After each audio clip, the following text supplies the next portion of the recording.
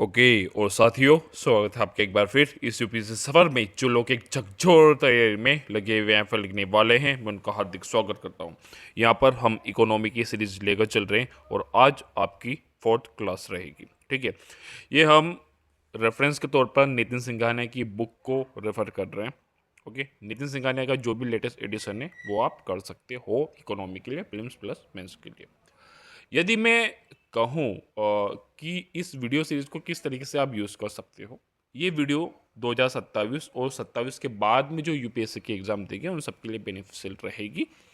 साथ ही मैं यही कहूँगा कि यहाँ पर वीडियो में जो जो टॉपिक आप कंप्लीट करते चले जाएं, उन टॉपिक को या तो हम चैप्टर वाइज आपको एक जो है पीडीएफ अपलोड करवाएंगे। ठीक है, जब वीडियो सीरीज हो जाएगी तो वहाँ से कर सकते हो। साथ ही में वो नहीं करना हो तो आप नितिन सिंघानिया की बुक को जैसे जैसे यहाँ पर टॉपिक होते चले जाते हैं, उन टॉपिक्स को आप नितिन सिंघानिया की बुक से भी करते चले जाइएगा। अच्छा ये होगा, ठीक है, कि आप यहाँ पर जो टॉपिक करेंगे तो कॉन्सेप्ट आपके क्लियर हो जाएंगे और उसी टॉपिक को फिर आप नितिन सिंघानिया की बुक से पढ़ोगे तो समझ में आ जाएंगे। कहने की बात ये कि डायरेक्टली आप बुक पढ़ते हो, आपने कॉन्सेप्ट क्लियर नहीं होते हैं, चीज़ें बोरिंग सी लगती है, किताब बंद करके आप सो जाते हो, तो वो चीज़ यहाँ पर नहीं होगी। ठीक है, तो यहाँ पर हमारी कोशिश ये है कि छोटे से छोटे वीडियो आपको बनाकर दिए जाए ताकि आप घूमते फिरते भी उन वीडियो को देख लें तो चीज़ें क्लियर हो जाए। ठीक है, चाय पीते हुए, खाना खाते हुए, तो इकोनॉमिक्स इसी तरीके से आपकी होगी और बिल्कुल डेप्थ में हम लेकर यहाँ पर चलेंगे। प्रीलिम्स और मेंस दोनों होगा, टेंशन नहीं लेना है। हिंदी इंग्लिश दोनों में हम यहाँ पर लेकर चल रहे हैं, लेकिन ऑनेस्टी के साथ में कहूँ तो हिंदी माध्यम के लिए जो है ये सीरीज काफ़ी बेनिफिशियल है। ठीक है, वो तो यही कहूँगा, सीरीज में बने रहिएगा, शेयर कीजिएगा। बाकी शुरुआत करते हैं। कल हमने जो देखा था, ठीक है, तो उसी से हम शुरुआत करेंगे कि कल हमने क्या देखा था। देखो, हमने व्यवस्था की कल केंद्रीय समस्या देखी थी, मतलब जो है सेंट्रल जो प्रॉब्लम होती है इकोनॉमी की, वो हमने देखी थी। उसको आज एक एग्जांपल के तौर पर हम देखते हैं कि कल्पना कीजिए कि आप भारत सरकार की क्या है, इकोनॉमिक एडवाइजर है, यानी वित्त सलाहकार है, और देश में संसाधन क्या है, लिमिटेड है, यानी कि पैसा लिमिट है। तो आपको क्या करना है, क्या करोगे? मजदूर काफ़ी ज़्यादा संख्या में है, यानी बेरोजगारी काफ़ी बढ़ी हुई है। तो अब क्या कर रहे हैं, काम है भी नहीं। तो अब सरकार के सामने चार जो सवाल होंगे वो इस तरीके से होंगे, जो हमने कल देखे थे कि चार मेजर प्रॉब्लम क्या होती है सेंट्रल इकोनॉमी की। ठीक है, तो यहाँ पर यदि देखेंगे तो central problem of an economy पहली होगी व्हाट टू प्रोड्यूस। आपके पास पैसा कम है तो अब, और बेरोजगारी ज़्यादा है तो क्या बनाएं। तो आपकी पहली ज़रूरत क्या है कि ज़्यादा से ज़्यादा रोज़गार मिलना चाहिए।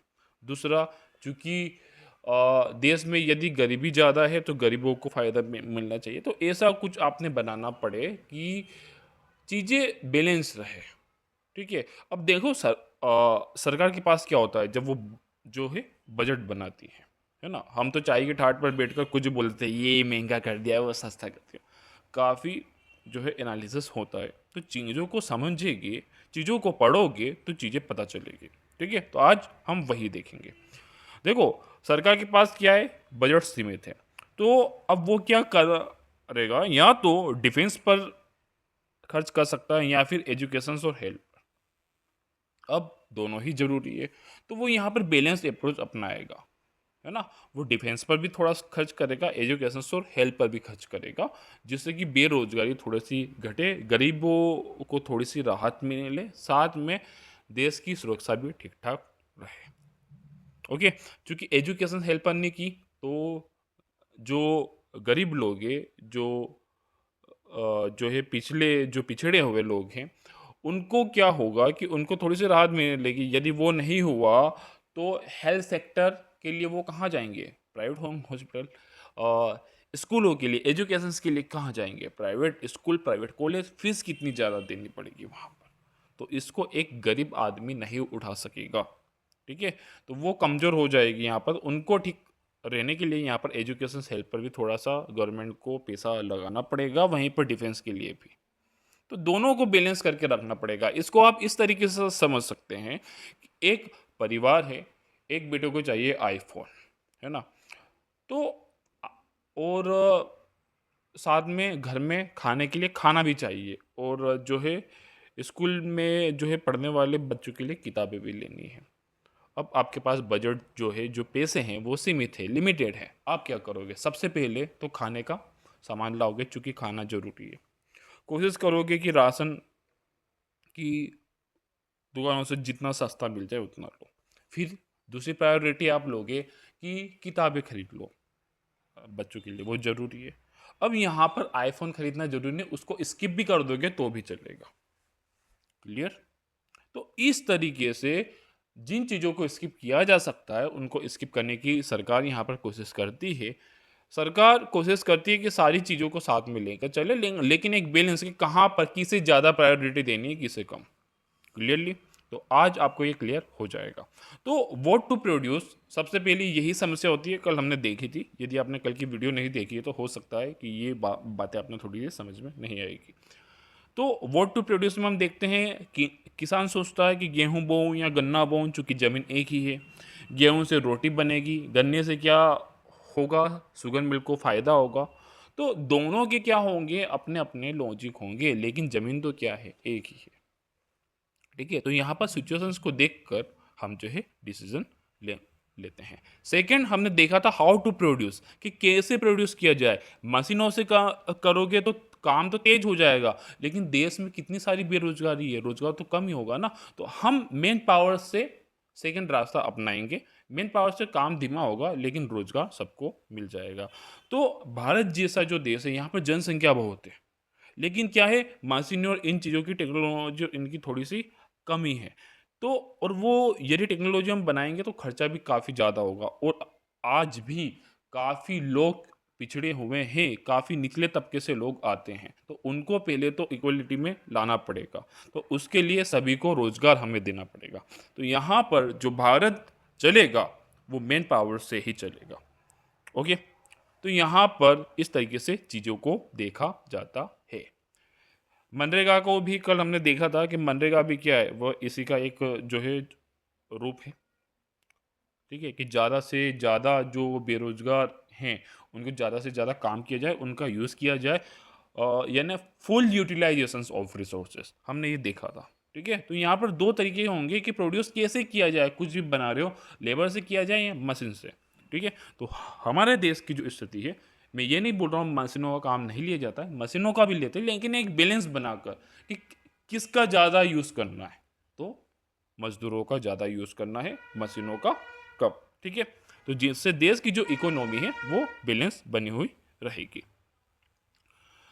तीसरी जो प्रॉब्लम थी कि अब जो हम बना रहे हैं वो किसके लिए काम आएगा। मान लो कि गवर्नमेंट ने घर बनाए हैं काफ़ी सारे, तो अगर वो घर 1,000 घर बनाए हैं, तो यदि वो अमीरों को बेचेंगे तो ज़्यादा पैसा सरकार को मिलेगा, क्योंकि 50-50 लाख में आपको देने पड़ेंगे। यानी अमीरों को तो महंगे ही दोगे, लेकिन गरीबों को दोगे तो सब्सिडी के साथ में दोगे, 2 लाख में दे दोगे योजना के तहत, पॉलिसी के तहत। तो दो ऑप्शन है, या अमीरों को दो या गरीबों को। फिर से हम देश की सिचुएशंस देखेंगे। यदि अमीरों को देंगे तो क्या होगा, जो है अमीर लोग अमीरों को ही देंगे, लेकिन गरीब लोगों को यदि हम देंगे तो उन लोगों के पास में घर होंगे जिनके रहने के लिए ऊपर छत नहीं है। तो यहाँ पर इस तरह की चीज़ें देखी जाती है कि जिससे सभी को बराबर मिले और अनइक्वलिटी, असमानता जो है वो कम हो। क्लियर? तो यहाँ पर हमने देखा, और यहाँ पर पीएम आवास योजना हो गई, फ्री राशन, सब्सिडीज वगैरह, ये सब इसी के दायरे में आते हैं। ठीक है, कि जो हम प्रोड्यूस कर रहे हैं वो किसे मिलना चाहिए। चौथी प्रॉब्लम हमने देखी थी कि जो रिसोर्सेज का है पूरी तरीके से उपयोग हो रहा है या नहीं होता है, तो वो अंडर यूटिलाइजेशन ऑफ रिसोर्सेज होगा, जो कि एक कमी होगी, हम पूरा उपयोग उसको नहीं कर पाएंगे। ठीक है, देश में लाखों युवा है जो पढ़े लिखे हैं लेकिन नौकरी नहीं है, तो उनका क्या यूटिलाइजेशन नहीं हो रहा है। मशीनें कारखाने में रखी है, धूल खा रही है, जमीन खाली पड़ी हुई है, खेती कर नहीं रहे हैं लोग, तो ये क्या हो गया, अंडर यूटिलाइजेशन। लेकिन यदि उनका यूटिलाइजेशन करेंगे तो इनकम बढ़ेगी, देश को फायदा होगा। तो देश के पास क्या है, संसाधन तो है लेकिन वो ठीक से इस्तेमाल नहीं हो पा रहे, उनको ठीक से इस्तेमाल करने वाला चाहिए। ठीक है, यदि ठीक से इस्तेमाल करने वाला हुआ तो अनएम्प्लॉयमेंट नहीं होगा, अंडर यूटिलाइजेशंस नहीं होगा। यदि ये हो रहा है तो वो एम्प्लॉयमेंट को बढ़ाएगा, अंडर यूटिलाइजेशंस को बढ़ाएगा। यहाँ तक आई होप कि आपको चीज़ें समझ में आ गई होगी। और इसके लिए ही ठीक है, गवर्नमेंट ने कौन कौन सी योजना चलाई है, skill India mission, startup India और make in India. Clear? Okay, ताकि लोगों को स्किल किया जा सके, लोगों को थोड़ा सा छो, छोटे बिजनेस ठीक ठीक है, या फिर उनको लोन देना, या फिर उनको जो है बिजनेस को बढ़ावा देने के लिए यहाँ पर सरकार जो है हम देख सकते हैं कि काम कर रही है। तो अभी 10 मिनट हमें हो चुके हैं और हमने कल का ही जो है वो हमने रिवाइज किया है। नाउ आज का जो हमारा टॉपिक है वो पॉजिटिव एंड नॉर्मेटिव इकोनॉमिक्स को देखना है। पॉजिटिव और नॉर्मेटिव इकोनॉमिक्स है क्या, सकारात्मक और मानक अर्थशास्त्र क्या है। क्लियर? तो नॉर्मेटिव में आप ये होगा कि यदि पापा की सैलरी ज़्यादा आई है, पापा की सैलरी ज़्यादा आई है, तो आप क्या करोगे, घर का खर्चा अच्छे से निकालोगे। ये क्या है, ये फैक्ट है। ठीक है, लेकिन अब पापा की सैलरी आई है, क्या होना चाहिए क्या नहीं होना चाहिए, ये क्या है, ये आपकी सलाह है, नॉर्मेटिव। ओके, तो जो फैक्चुअल है वो पॉजिटिव इकोनॉमिक्स होगी, जो सलाह होगी वो नॉर्मेटिव इकोनॉमिक्स होगी। थोड़ा सा हम डीपली देखेंगे इन चीज़ों को, तो थोड़ा सा ध्यान से टॉपिक माइंड में रखिएगा। हमने क्या लिया है, देखो इकोनॉमिक्स आपको लग रहा होगा कि काफ़ी सारे सर इकोनॉमिक्स चले जा रहे हैं, ये इकोनॉमिक्स वो इकोनॉमिक्स ये। तो क्या होता है कि जैसे इंसान है, इंसानों को यदि हम बांटें तो कई तरीके से बांट सकते हैं कि गोरे इंसान, काले इंसान, छोटे इंसान, लंबे इंसान, मोटे इंसान, पतले इंसान। तो कई जो है अलग अलग क्लासिफिकेशंस हमको यहाँ पर देखने को मिलेगी, अलग अलग नाम उनके देखने को मिलेंगे। एक व्यक्ति छोटा भी हो सकता है, एक व्यक्ति लंबा भी हो सकता है, एक व्यक्ति काला भी हो सकता है, एक व्यक्ति गोरा भी हो सकता है, एक व्यक्ति जो है पतला भी हो सकता है, एक व्यक्ति मोटा भी हो सकता है। ठीक है, एक व्यक्ति बीमार हो सकता है, एक व्यक्ति स्वस्थ हो सकता है। तो अलग अलग ये नाम है व्यक्तियों के, मोटा आदमी, पतला आदमी, बीमार आदमी, स्वस्थ आदमी, ठीक है, लंबा आदमी, काला आदमी, गोरा आदमी। इस तरीके से इकोनॉमिक्स के भी अलग अलग जो फीचर्स आते चले जाते हैं, उस अकॉर्डिंग इनके काफ़ी सारे नाम हैं। ओके, तो कंफ्यूज मत होइएगा, आप फीचर्स पर जाइएगा कि पॉजिटिव क्या होता है और नॉर्मेटिव क्या होता है। पॉजिटिव में क्या हमें चीज़ें देखनी है, चीज़ें वही है इकोनॉमिक्स, लेकिन उसमें क्या क्या आता है, तो वहाँ पर हम बोल सकते हैं कि ये पॉजिटिव है और क्या नॉर्मेटिव है। ओके, तो यहाँ पर आप मान लो कि सरकार को क्या करना है, पेट्रोल के दाम घटाने चाहिए या नहीं, ये एक टॉपिक है। ठीक है, सरकार को पेट्रोल के जो दाम है वो घटाने चाहिए या नहीं। एक दोस्त कहता है कि यार अगर सरकार दाम घटाएगी तो घाटा बढ़ेगा। यहाँ पर देखिए, दोस्त ने कहा है अगर सरकार दाम घटाएगी तो घाटा बढ़ेगा। इट मीन्स घाटा बढ़ेगा मतलब क्या, घाटा बढ़ेगा। यहाँ पर ये नहीं बोला उसने कि अगर सरकार को दाम घटाने चाहिए, इससे घाटा बढ़ेगा। यहाँ पर राय नहीं दे रहे हैं, यहाँ पर सलाह नहीं दे रहे हैं, ये एक फैक्ट है कि दाम घटाएगी तो घाटा तो बढ़ेगा ही। इस सच को झुटलाया नहीं जा सकता है। इसको आंकड़ों से देखकर बोलने लगे तो वो क्या हो गई, पॉजिटिव इकोनॉमिक्स। लेकिन दूसरा कहता है कि यदि पेट्रोल के दाम घटाएंगे तो क्या होगा, लेकिन जनता को राहत तो मिलनी चाहिए, चाहे घाटा बढ़ेगा जनता को राहत मिलनी चाहिए, इसलिए घटाना चाहिए। ये क्या है, सलाह है। तो ये हो गई नॉर्मेटिव। और थोड़ा सा हम देखते हैं, देखो यहाँ पर पहला दोस्त तो क्या होगा ये बता रहा है फैक्ट, दूसरा क्या होना चाहिए ये कह रहा है मूल्य निर्णय। ठीक है, यानी कि जो आपकी वैल्यू है, वैल्यू का डिसीजन।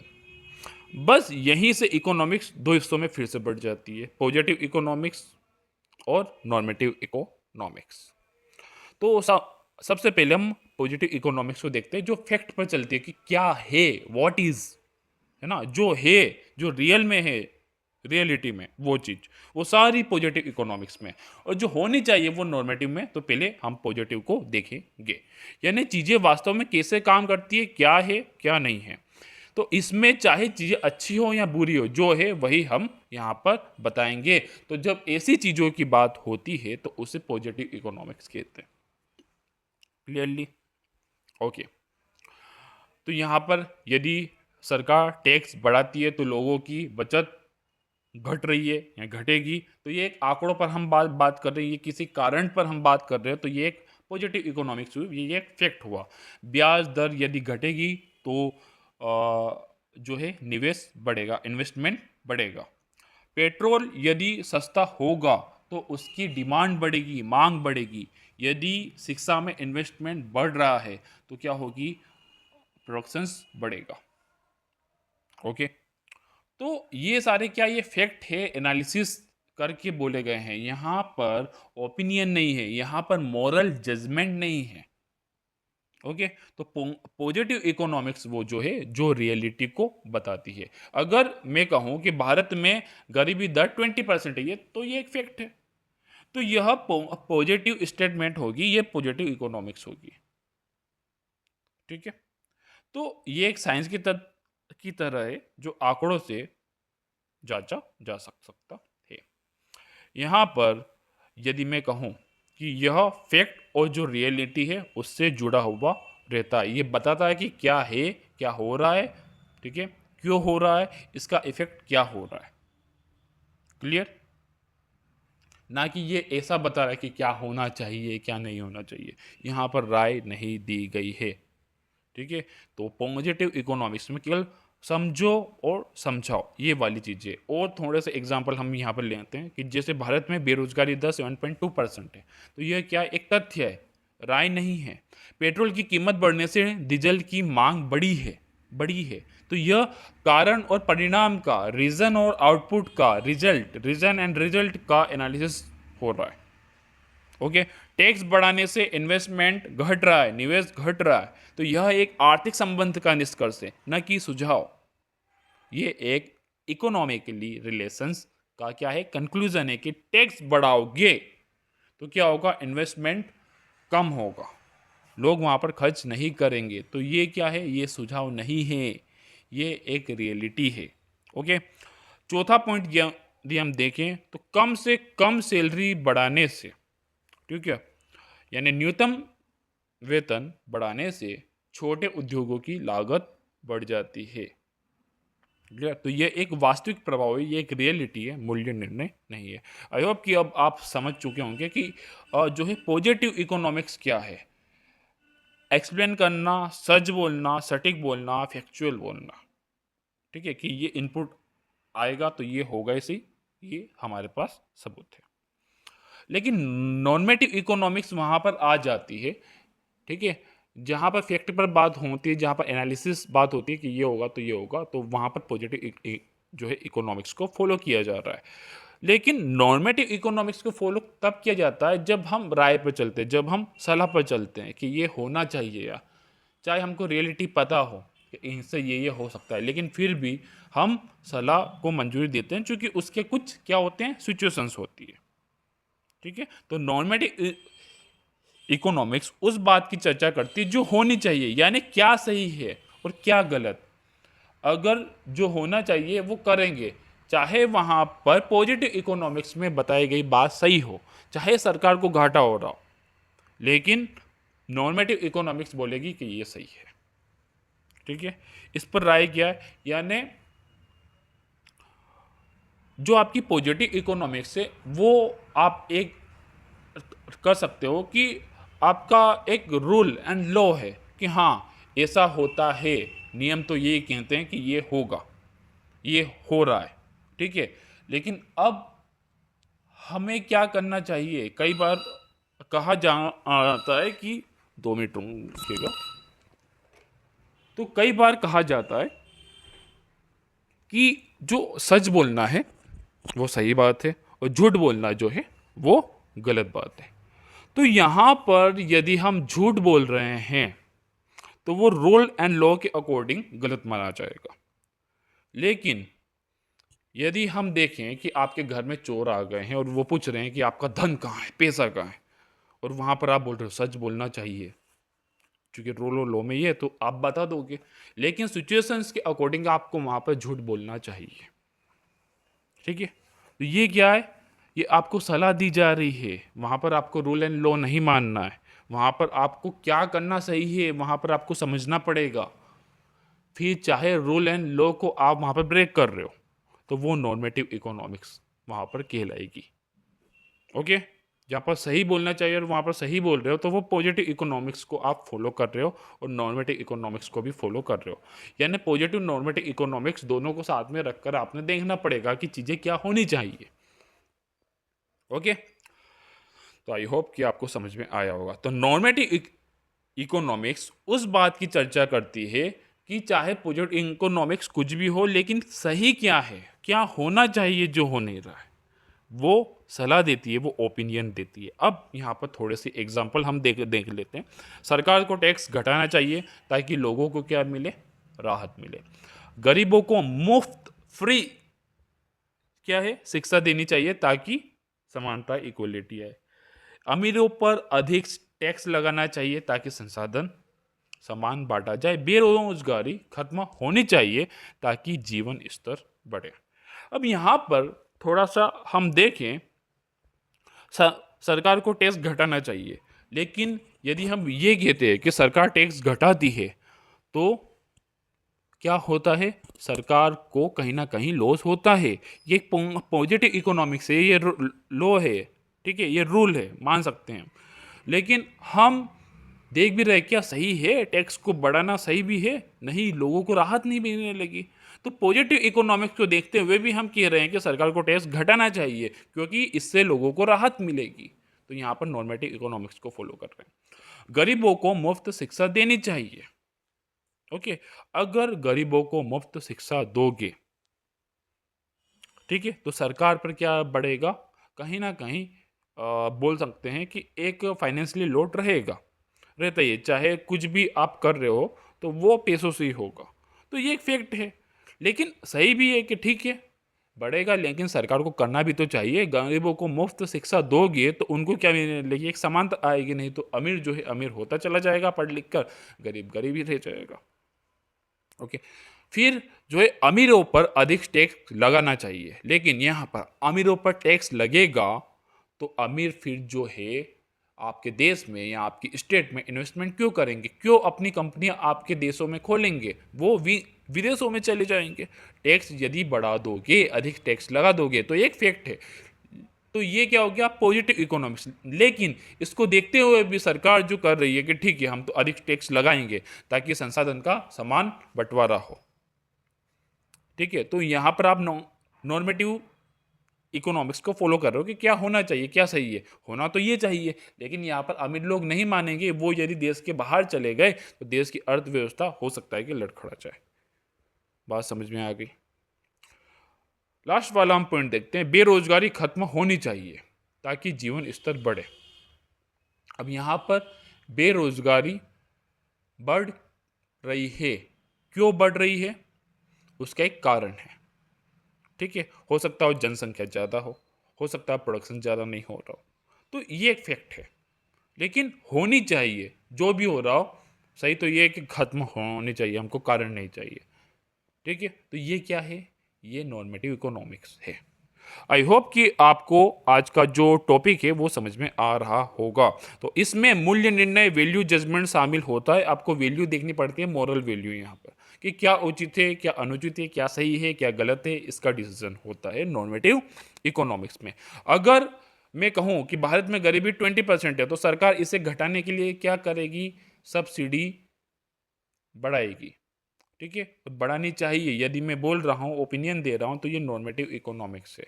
लेकिन मैं बोल रहा हूँ कि 20% गरीब है तो ये पॉजिटिव इकोनॉमिक्स है, चूंकि ये एक फैक्ट है। लेकिन इसके लिए जो सलाह मिल रही है वो नॉर्मेटिव इकोनॉमिक्स है। ठीक है, तो नॉर्मेटिव इकोनॉमिक्स हमें बताती है कि पॉलिसी कैसी होनी चाहिए और सोसाइटी किस दिशा में जाएगी। ओके, तो क्या होना चाहिए यानी व्हाट ought टू बी पर ध्यान जो देती है वो नॉर्मेटिव इकोनॉमिक्स है। ये वैल्यू, एथिक्स, जस्टिस और पॉलिसी सजेशन से जुड़ी होती है। शुड या ought टू का प्रयोग होता है। ठीक है, ओके। तो स्थिति समझो और फिर राय दो। राय दे रहे हो आप, स्थिति को देखते हो क्या सही क्या गलत, ये नॉर्मेटिव इकोनॉमिक्स है। यदि एग्जाम्पल देखें तो सरकार को बेरोजगारी कम करने के लिए खर्च बढ़ाना चाहिए, ये क्या है, एक सुझाव है, तथ्य नहीं है। अमीरों पर ज़्यादा टैक्स लगाना चाहिए ताकि अनइक्वलिटी घटे, कम हो, ये क्या है, एक नैतिक सुझाव है, एथिकल मोरलिटी के साथ में कहा गया सुझाव है। शिक्षा सबके लिए मुफ्त होनी चाहिए, ये भी क्या है, वैल्यू के बेस्ट पर एक क्या है, प्रस्ताव है। पेट्रोल पर सब्सिडी नहीं होनी चाहिए क्योंकि यह अमीरों को फायदा देती है, ये क्या है, ये भी एक पॉलिसी पर क्या है, राय है, सजेशन है। तो ये सारे नॉर्मेटिव इकोनॉमिक्स है। तो यहाँ पर फटाफट हम जो है दोनों में अंतर देख लेते कि पॉजिटिव जो होता है वो होता है व्हाट इज क्या है, जबकि नॉर्मेटिव होता है कि क्या होना चाहिए। पॉजिटिव ऑब्जेक्टिव पर बात करता है, फैक्ट पर बात करता है, वहीं पर नॉर्मेटिव व्यक्ति निष्ठ होता है यानी सब्जेक्टिव होता है, राय पर होता है क्या होना चाहिए, बिहेवियर होता है, व्यवहार में होता है कि क्या होना चाहिए। पॉजिटिव में हम देखेंगे तो ये फैक्ट पर होता है, आंकड़ों पर होता है, लेकिन नॉर्मेटिव वैल्यू पर होता है, नैतिकता पर होता है, मोरलिटी पर होता है, एथिकल पर होता है, एथिक्स पर होता है। ठीक है, अब दोनों के यदि हम एम देखें तो पॉजिटिव के यहाँ पर हम एम देखेंगे तो यहाँ पर होता है समझाना, पहले से पूर्वानुमान लगाना क्या होगा तो क्या होगा, और यहाँ पर होता है नॉर्मेटिव में आपका सुझाव और निर्णय देना। ठीक है, और दोनों के वाक्यों के शब्द संकेत देंगे तो इज, विल, हैज, और यहाँ पर शुड, ought टू, मस्ट यानी राय के लिए।